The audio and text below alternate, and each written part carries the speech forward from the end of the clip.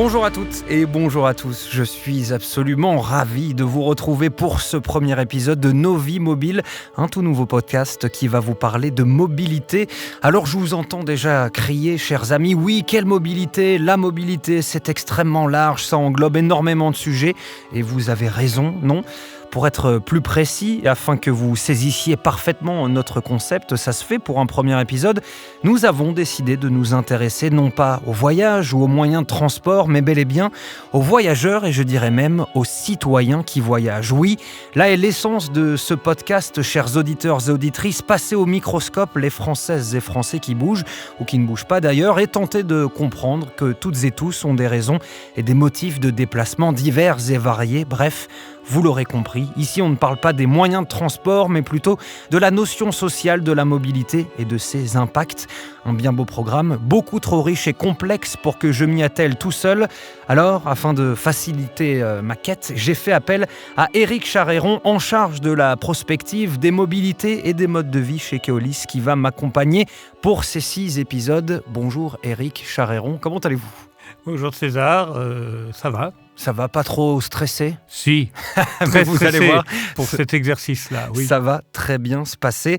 Comme je le disais, vous êtes en charge de la prospective chez Keolis, du coup, et on va rentrer directement dans le vif du sujet avec une première question, afin qu'on comprenne bien de quoi il en retourne. Pouvez-vous vous présenter et surtout nous expliquer en quoi consiste votre travail ? Bref, c'est quoi la prospective appliquée à la mobilité ? Notre thème du jour, c'est les voyageurs plutôt que les voyages, c'est bien cela ? Oui, c'est un peu un credo, les voyageurs plutôt que les voyages, parce qu'en fait, dans l'histoire de la mobilité ou dans l'histoire des transports, c'est un peu une logique d'infrastructure, d'ingénieur. C'est-à-dire qu'il fallait comprendre le dimensionnement. Alors des 4 voies, est-ce qu'on construit 2 fois une voie ou 2 fois 2 voies ? Est-ce qu'on construit un tramway, un métro, un bus au niveau de service, comme on dit ? Donc on était très focalisé là-dessus. Mais derrière, il y a des gens. C'est-à-dire que d'un côté, il y a des flux qui vont servir à dimensionner, mais résumer la mobilité uniquement à un dimensionnement d'infrastructure, même si c'est absolument nécessaire, on passe à côté des personnes qui en fait vont se déplacer pour faire ces mouvements. Et ensuite, derrière ces personnes qu'on va voir qui ne sont pas forcément les mêmes d'un jour sur l'autre, d'une semaine sur l'autre, on va se rendre compte qu'elles-mêmes sont différentes entre elles. C'est-à-dire qu'elles ont des besoins différents, elles ont des vécus différents, des cultures différentes, des appréhensions différentes. Et on va essayer un peu de mieux comprendre tout ça. De se dire la mobilité, c'est d'abord effectivement une utilité sociale. C'est un bien public universel.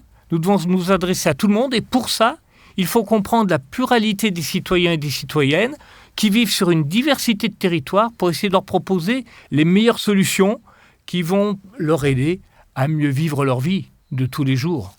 Si on prend le cas d'un provincial qui monte à Paris, et là, par exemple, le rugby. On a un rugbyman, ou un ancien rugbyman, qui monte à Paris pour voir un match à Colombes. Pour lui, ça représente quelque chose d'extraordinaire.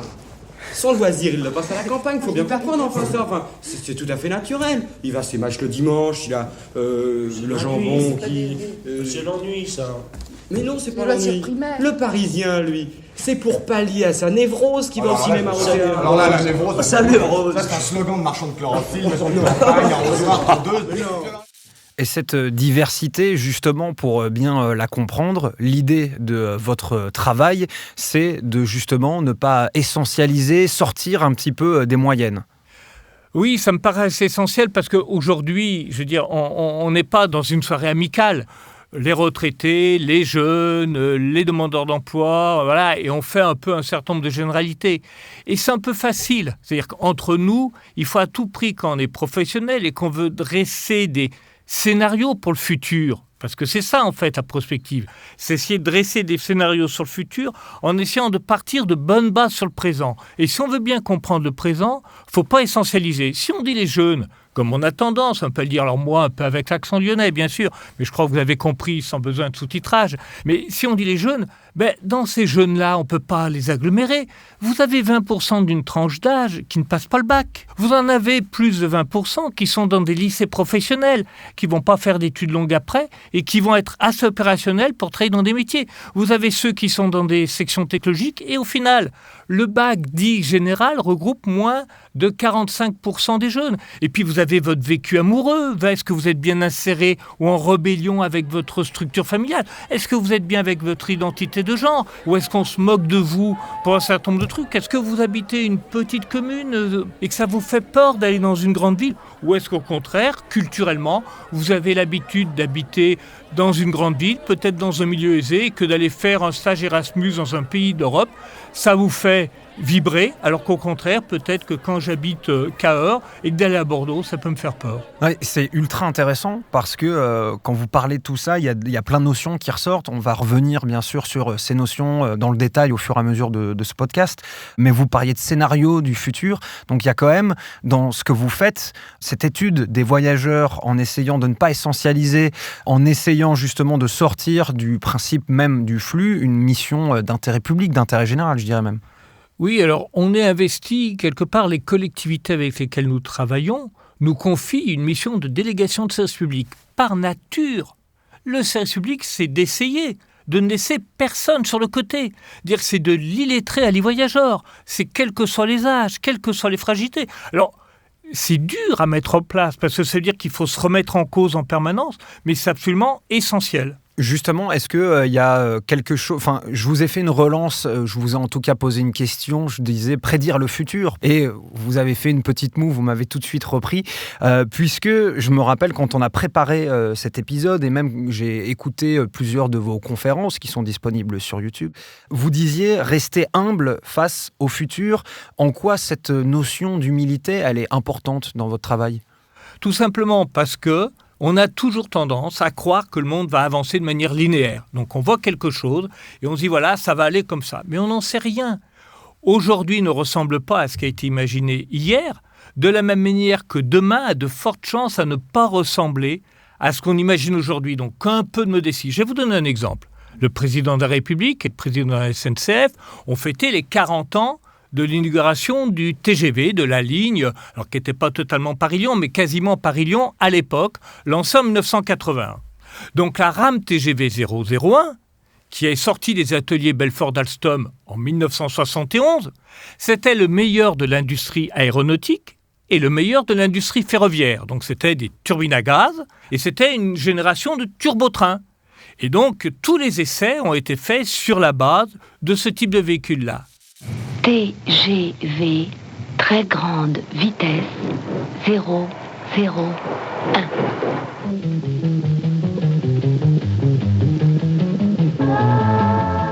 TGV, 001.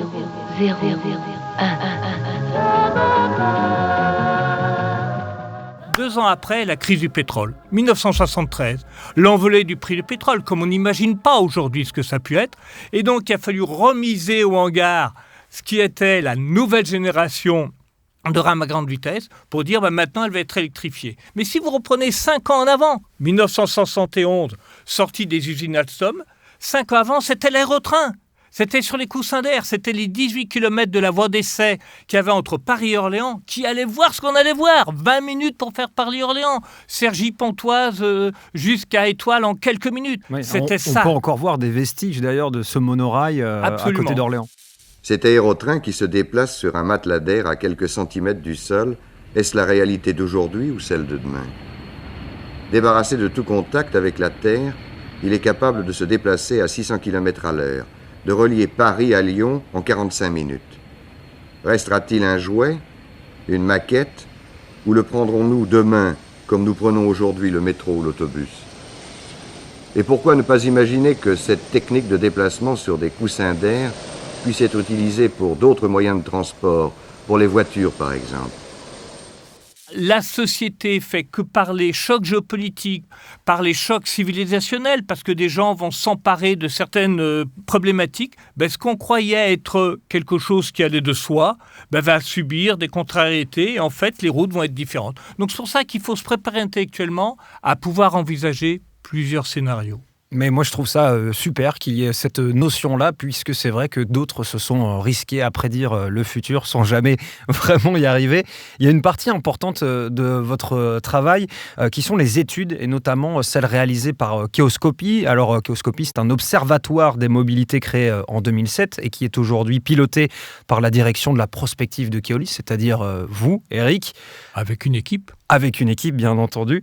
Parlez-nous de ces études et dites-nous en quoi, justement, elles sont importantes pour comprendre les modes et les motifs de déplacement des citoyens. En fait, ce qui est peut-être important, c'est de se dire qu'il faut croiser les approches. C'est sans doute l'élément fort, c'est-à-dire qu'à travers une thématique, quelle qu'elle soit, le rapport au digital, la transition démographique, c'est-à-dire que la société de la longévité, les maladies, peu importe, la mobilité, croisons les approches. C'est-à-dire, il y a déjà tout un tas d'organismes qui font des très bonnes études et qui sont sur la place publique. Imprégnons-nous-en, regardons-les, complétons-les.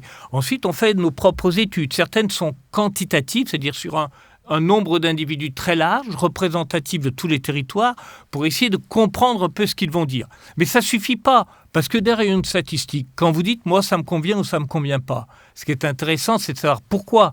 Et donc derrière, on a un certain nombre de sociologues qui vont interroger quelques centaines de personnes pour essayer de comprendre ce que les gens ont réellement dans le ventre, pour aller au-delà d'une statistique qui peut être un peu froide. Ça, c'est le qualitatif. C'est le qualitatif. On a une deuxième forme de qualitatif qui est, on est dans une société un peu de la performance. Donc on n'aime pas trop dire qu'on ne sait pas. Globalement, moi le premier, je ne vais pas trop dire que je ne suis pas à l'aise pour faire telle chose ou telle chose.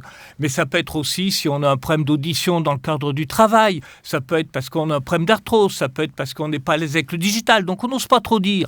Donc si on n'a que les enquêtes, dans les enquêtes, les gens vont dire « moi c'est nickel chrome, moi je maîtrise ». Puis quand on leur dit maintenant vous faites, expliquez-nous comment vous faites.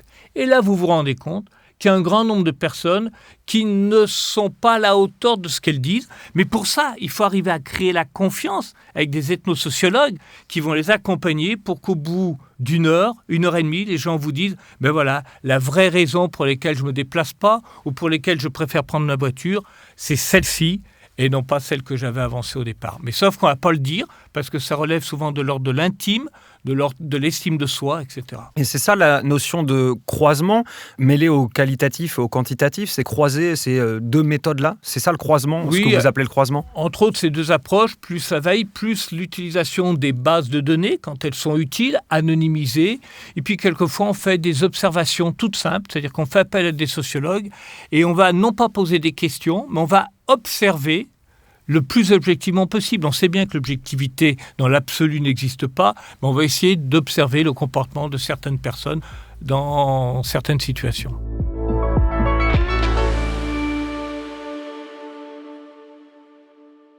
Vous m'avez dit en amont, juste avant d'enregistrer ce podcast, que les études avaient 3 raisons d'être qui étaient argumenter, conforter et se laisser la liberté de faire des découvertes. Est-ce que vous pouvez m'expliquer un peu plus en détail ce que ça signifie? Argumenter, c'est-à-dire que certaines fois, on peut avoir des intuitions.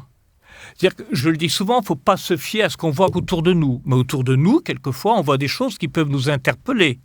Donc après, il faut se dire, ce qu'on voit là, c'est important ou pas comme phénomène? Et donc là, ça vaut le coup de lancer une étude pour se dire, cet aspect-là, est-ce qu'il pèse 10, 20, 30, 40, 50% de la population? Donc là, ça vaut le coup et ça va permettre effectivement de conforter quelque chose qu'on avait un peu dans la tête, mais on n'avait pas d'éléments pour le dire. Comme un pressentiment. Oui, un pressentiment, ce qu'on appelle quelquefois un signal faible. Vous voyez, par exemple, sur le numérique, on sait qu'il y a un certain nombre de signaux faibles actuellement. Une remise en cause, alors plutôt par certains jeunes, plutôt par des jeunes qui font plutôt des études qui commencent à se poser la question sur le rapport entre le digital et l'écologie. En disant, à une époque, on nous disait que ça évitait d'abattre des arbres, puis maintenant, peut-être que le numérique, c'est un peu plus compliqué que ça, c'est-à-dire que ça contribue à polluer, avec les data centers, etc., pas mal la planète.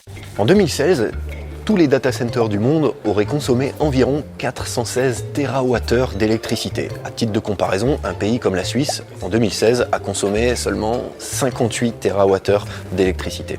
C'est bien simple, si Internet était un pays, il serait le 3e plus gros consommateur mondial d'électricité derrière la Chine et les États-Unis. Et puis après, il y a découvrir des choses auxquelles on ne pensait pas.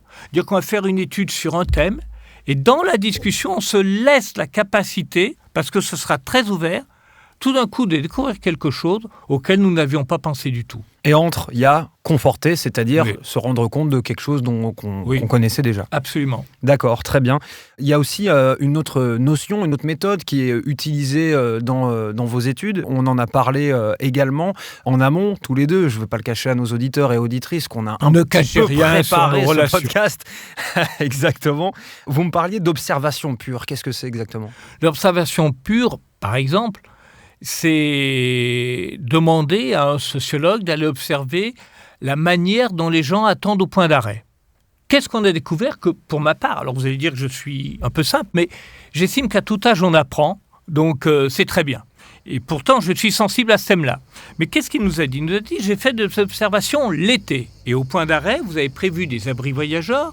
Et dans ma tête, comme beaucoup de mes collègues, quand on prévoit des abris, c'est pour se protéger des intempéries. Et quand on pense aux intempéries, on pense au vent et à la pluie. D'ailleurs, desquels les abris ne protègent pas toujours de manière... Enfin, disons que ça pourrait être perfectible. Mais quand l'étude a été menée, l'observation pure, en face, il l'a fait en partie l'été. Il nous a dit, le problème, c'est que ça ne protège pas d'un phénomène aujourd'hui qui va devenir de plus en plus important, qui est de la canicule et du soleil. Donc des gens, parce qu'ils sont fatigués ou fragiles, ou parce qu'ils ont un certain type de maladie, vont chercher de l'ombre. Et donc vont un peu au coin des bâtiments plus loin. Et comme les arrêts de bus sont entre guillemets facultatifs, ils n'ont pas toujours le temps de se rapprocher du point d'arrêt quand le bus arrive pour faire signe aux conducteurs qu'ils ont besoin de monter à bord parce qu'ils se sont éloignés par la l'ombre. Vous allez me dire, c'est un exemple simple auquel j'aurais dû penser ? Ben non, je n'y ai pas pensé avant qu'on fasse ce type d'observation, mais c'est un exemple que je vous donne. On en a vu plein d'autres d'observations de ce type-là. Je vous en donne une qui a beaucoup marqué. On a observé les sorties des centres commerciaux pour se rendre compte que plus des 3/4 des gens qui sortaient des centres commerciaux sortaient sans caddie. Or, dans notre imaginaire collectif, à une époque, les transports publics n'avaient pas besoin d'aller dans les centres commerciaux parce que les gens y allaient pour faire des grosses courses. Or non, c'est devenu un lieu où les gens viennent pour se balader, éventuellement pour draguer, pour aller éventuellement chez le coiffeur ou à l'agence de téléphone, etc. Et donc ça, c'est par observation qu'on l'a fait. Ok, d'accord, je vois. Bon alors, qu'est-ce qu'on fait maintenant ? L'observation. Prise de contact avec le terrain, notation des va-et-vient, analyse de la situation. Ben oui, comme quoi il suffit parfois juste de jeter un petit coup d'œil pour se rendre compte de certaines choses. Et par petit coup d'œil, je veux bien sûr, ce n'est pas une insulte à tous les sociologues qui ont réalisé ces études. En parlant d'études, outre Chaoscopie, on a plein d'autres personnes, plein d'autres organismes qui nous donnent des chiffres. On en retrouve d'ailleurs beaucoup. Et il y en a un qui m'a interpellé pour la simple et bonne raison que je ne l'ai pas du tout compris. Je veux le partager avec vous. 1000 abonnés sur un réseau après 21h égale 12 000 abonnés différents par mois. Expliquez-moi cette statistique parce que moi je ne l'ai pas du tout compris. Alors c'est quelque chose qui est absolument essentiel pour mieux comprendre que derrière des flux, il y a des individus. Je m'explique.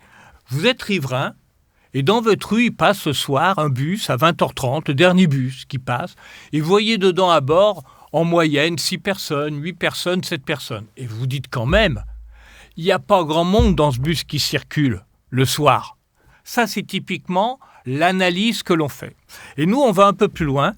On essaye de regarder quelles sont ces personnes qui utilisent. Et on va se rendre compte que le mardi soir, où il y a 6 personnes, il n'y en a aucune qu'on a vue le lundi soir, où elles étaient 7. Et quand on va jusqu'à la fin de la semaine, on se rend compte qu'il y a 50 personnes différentes. Alors là, étonnement. Et on s'est dit, est-ce qu'il s'est passé quelque chose de particulier ? Donc on regarde la deuxième semaine et on se rend compte qu'à nouveau, il y a autour de 50 personnes. Et on se rend compte que parmi celles-ci, il n'y en a que 10 qui l'ont utilisé la première semaine. Et là, vous voyez bien la différence. Parce que d'un côté, quand vous voyez passer un bus avec 7 personnes à bord, vous vous dites, il n'y a pas grand monde dedans. Mais quand vous dites, il va servir à 170 personnes dans le mois, et cette notion-là, elle est essentielle, parce que si on veut bâtir une mobilité vertueuse, ça veut dire qu'il ne faut pas simplement raisonner en flux les 7 personnes qu'on voit en moyenne au soir, mais dire c'est 170 personnes différentes, et ça, c'est l'utilité sociale du service public de la mobilité. Très souvent, je sais à quelle heure je commence mon service, mais en revanche, je ne sais pas quand est-ce que je termine. Et ça arrive régulièrement que ce soit assez tard, autour de 21h par exemple. Et à cette heure-ci, il n'y a plus de bus. Alors, en raison de l'incertitude de mon emploi du temps et de l'absence de transport, j'ai décidé de ne plus rentrer à pied et d'acheter une voiture. Éric Charéron, est-ce que vous pouvez un petit peu nous dire ce que vous pensez de cet exemple-là, de ce témoignage-là ? Il vient bien illustrer ce que nous avons vu juste avant, c'est-à-dire sur l'importance justement des derniers départs et sur l'importance de dire que un individu, quand il se déplace, il faut le prendre en aller-retour, c'est-à-dire qu'il faut analyser ses besoins en aller-retour. Aujourd'hui, trop souvent, quand on analyse la mobilité, on regarde comme si c'était des tronçons indépendants les uns des autres. Or, bien évidemment, si un soir elle termine à 19h, elle a un bus, mais les soirs où elle est obligée de terminer à 21h, elle n'en a pas, qu'elle rentre à pied, elle est découragée. Si je commence à faire des ménages à 17h, mais que je rentre à 22h30 et que je n'ai pas de solution, je commence pourtant un moment où il y a beaucoup de monde, mais je termine et je suis seul. Et si je n'ai pas de solution de mobilité, pour moi, ma vie, elle devient très compliquée. Et donc, un certain nombre de personnes vont effectivement acheter une voiture. Donc, on est complètement à l'encontre de la mobilité vertueuse parce que nous allons créer des irritants en ne s'occupant pas d'eux à ces moments-là.